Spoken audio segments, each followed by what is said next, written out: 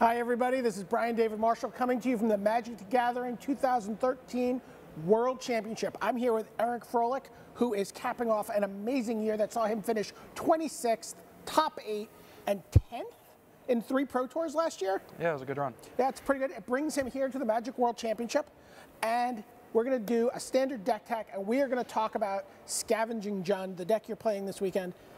I got to tell you, this is a little painful for me, and I know it's very painful for you that I'm about to make this comparison. Yes. But Jund feels like, to me, the George Steinbrenner Yankees. Yeah, you know, this is not my fault. I would prefer to play the Mets deck, but they really haven't been printing very many good common creatures for me lately, so I had to stick with the mythics, the rares, and I think we got a 3-mana Matt Harvey in there somewhere. Yeah, let's take a look at, these are some of the all-stars, you know, the Reggie Jacksons, if you would not, of the format. Talk a little bit about what makes why these creatures have become such staples in Standard. Yeah, that is the thing. These creatures are all staples by now. Huntmaster of the Fells, since it came out, if you guys go back to, you know, Pro Tour, was it Dark Ascension? Yeah.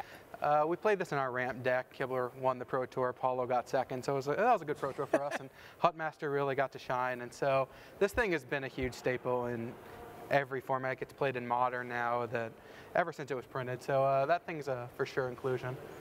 And we have Olivia, who, you know, everyone knows by now, kind of in a lot of ways the boogeyman, just because it gets so hard to beat. You have to think about how you're beating Olivia. These mono green decks that can be really explosive, do a lot of great things, but you can't play removal spells. Olivia just takes over the game completely. You have such a small window to deal with her if you're like doing damage-based removal, right? She just absolutely takes over. Plus, with the new Legend rules, she's going to be real interesting in the Olivia mirror. So, you know, there's a lot of interesting things going on with Olivia, but everyone knows that by now. And of course, the cleanup hitter. Yeah, you got Thragtusk. What more needs to be said? Since it's come around, everyone's realized that this thing is just too much value.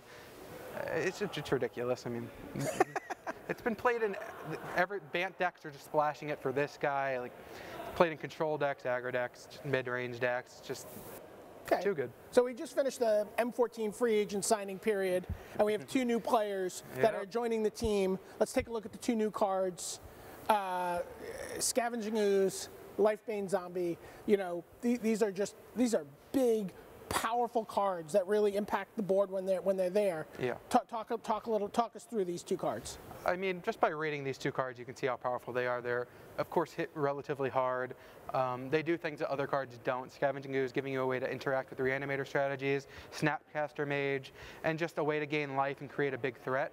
Lifebane Zombie, I mean, it's good against basically every deck. Like, it's weakest against decks like Mono Red, but even they have Gore Clan Rampager, Boros Reckoner. Boros Reckoner, you can hit that card, or Burning Tree Emissary. Well, Burning Tree Emissary is a little hard to hit. It probably requires something weird to happen, but anything is possible. They're on 1 mana. Yeah, if you get really lucky, sure.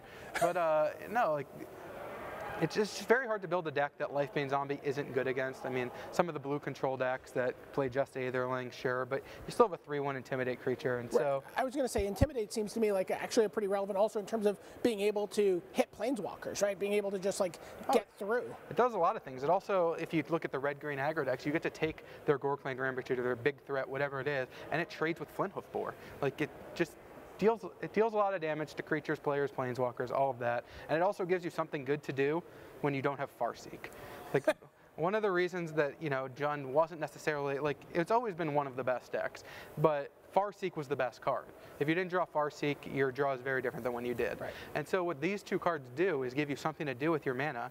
And like Josh Utter-Layton kept pointing out, like, the 2-for-1s in Jund are supposed to start at 4 mana.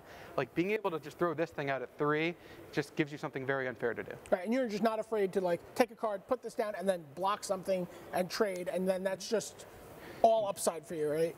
Yeah, I mean, then you're leading to all the 4-mana cards that we just showed that are all 2-for-1s and Huntmaster of the Fells, etc. So you mentioned Farseek. Farseek's the best card. This is the best card? We buried the lead? Yeah. What makes Farseek so good? It's tempo. I mean, just jumping to 4 on turn 3? I mean, the thing is, you're basically playing a deck that is clunky with the most powerful cards. The reason that people keep writing up that they hate Jund is because you're just throwing all of the most powerful cards together into a deck. The problem is these cards, like, on the first page that we showed had Huntmaster, Olivia, and Thragtusk, 4/4/5. you need to be able to cast them. Right. You want to be able to cast them earlier so that they actually give you the advantage before you get run over by faster decks. So we have some cheaper cards here early on, and I guess these are in a sense also buying you time to get to that. Yeah, I mean, they're just, with power creep and similar things, the creatures are so good these days. Like, we saw how good the creatures are in this deck, but, you know, you're looking at, there's plenty of elves, there's Champion of the Paris, there's Stormkirk Noble, there's just so many early creatures that are so powerful. So Tragic Slip deals with those, Dreadbore can deal with, I mean, it can deal with Olivia, it can deal with a Planeswalker. The reason why we chose these removal spells is because, again, they are able to deal with early things. A lot of times you do have 2 or 1 excess mana laying around, but also these cards can all kill Thundermaw Hellkite. These cards can all kill Olivia. These are huge problem cards that are extremely powerful. Putrefy as well. Putrefy, yeah. Yeah. All right, Same thing at instant speed. Let's take a look at the next slide, and we see some more of the things in your toolkit. Some more things that make Farseek good. So Mizzium Mortars, Bonfire the Damned, Rakdos' Return, and Garruk Primal Hunter. These are the last spells in your deck. Sure. So why these cards? Mizzium Mortars is not necessarily a lock to be in our deck. This is our last slot that we're still trying to figure out between Bonfire, Doomblade, Abrupt Decay, Putrefy, Dreadbore, Tragic Slip. There's so many removal spells. This one we're hoping can kill an Olivia and also be useful in the late game to, you know, sweep up. Bonfire, we all know by now. We've all seen all seen the GIF. Obviously, a very powerful card. The only thing that can get you out of a lot of situations, and you know, you draw it on the right turn, and just kill them. Rakdos Return in every matchup that is slower. It's just the most powerful thing you can do. You know, if both people are trying to set up Olivias and Thragtusks and Garruks and 5-mana spells, being able to take all their hand and kill a Planeswalker is just. Well, yeah, I was just going to say, the ability to kill a Planeswalker with this and dump their hand is just unbelievable. And Garruk is Garruk. All right, let's take a look. Let's take a look at your mana base for this deck, because I have a question. In light of M14 coming in, we see the 3 shock lands as they've been known to be, and let's just take a look at the next landslide as well. And you know, we see these 3 lands. It seems like you have a lot of non-basic lands. Do you worry about Burning Earth? I mean, this is a card that was a factor in Calgary. Yeah, Burning Earth can be problematic. If they have an aggressive start followed by Burning Earth, there's really just nothing you can do. You're generally going to be dead. We added, you know, we have 2 basics. So let's take a look at the next landslide. Yeah. This is the last of your 60. 2 swamps and 2 Kessig Wolf Run. Just 2 more non-basics. Yeah, well, it's just too good. I mean, what are you going to do? But yeah, there are matchups like where they're playing Burning Earth where you just Farseek on 2, you get basic swamp to try to mitigate some of the damage. The thing is, a lot of your spells are actually not impacted as much by Burning Earth, especially because they're taking a turn off to cast it. So when you're falling far behind, you need those cards at the beginning of your life to be able to stabilize. But if we're casting a 4-mana enchantment that doesn't attack you, then the life gain, you know, the fact that it's mitigated with Thragtusk gaining 5 and you taking 4 or 5, you know, it's not as bad when they're not dealing damage to you with creatures, and then you're presenting a huge threat for them to deal with. So, you know, there are games where you can't beat it, and there are games where it does nothing. It really just depends. We have a couple sideboard slots dedicated to, you know, be able to deal with a lot of different threats, with of course Burning Earth being one of them. So. Well, let's take a look at some of the sideboard cards. I'm assuming this is still a little quantum. You know, this may be the sideboard that you're playing. Yeah, you never know when you get cold feet. Slaughter games. Where are you? Sphinx's Revelation. Yeah, you just go away. I mean, a lot of decks that you'll see, kind of a standard list, is going to have 3 Lilianas. We're not necessarily expecting as many other matchups in this tournament that Liliana is going to be good against, namely Bant Hexproof. So it's not quite as powerful as usual, and we're not bringing it in against very many decks. And so it doesn't feel like necessarily the best thing you can be doing against blue-white control and blue-white-red. And so we're starting to think that slaughter games might be more powerful, especially in a deck where, as you'll see, we're boarding in Duress, and we have Lifebane Zombie. Slaughter games gets even more value, where you can basically be stripping their hand of multiple cards, Cabal Therapy style. And it's so funny to me, you say Liliana Veil cutting back. I mean, this was really the pillar that the modern Jund deck, and standard modern Jund decks are built around. Yes.